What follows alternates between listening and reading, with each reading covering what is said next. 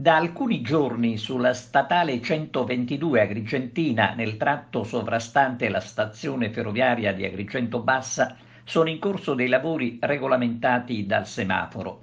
Non sappiamo il tipo di lavori che si stanno eseguendo e neppure la ragione, ma prendiamo spunto di questo intervento per segnalare la mancanza di qualsiasi manutenzione relativa alle barriere di sicurezza rispetto a quanto l'ANAS stia facendo per altre strade della Sicilia.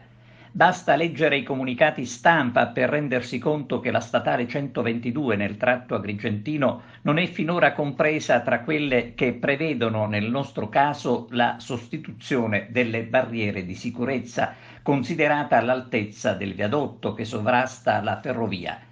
Sulla statale la circolazione, lo ricordiamo, ha subito quasi un blocco per tutto il periodo della chiusura del ponte Petrusa. Fanno notare in molti che si poteva benissimo sfruttare quel lungo periodo per rendere la statale sicura dal punto di vista delle barriere. Ci sarebbe una notifica del 2019 del Ministero delle Infrastrutture e dei Trasporti per la sostituzione e la riqualificazione delle barriere anche sulle statali. Le linee guida parlano anche di esposizione della strada in prossimità di ferrovie o aree urbanizzate, come nel caso della 122, del quale ci stiamo occupando.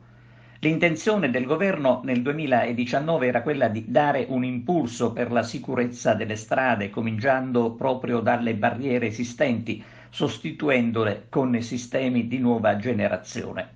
Basterebbe dare un'occhiata a questo tratto di statale, magari lo faccia qualche magistrato animato di buona volontà, per rendersi conto del bisogno di intervento, vista l'altezza del ponte.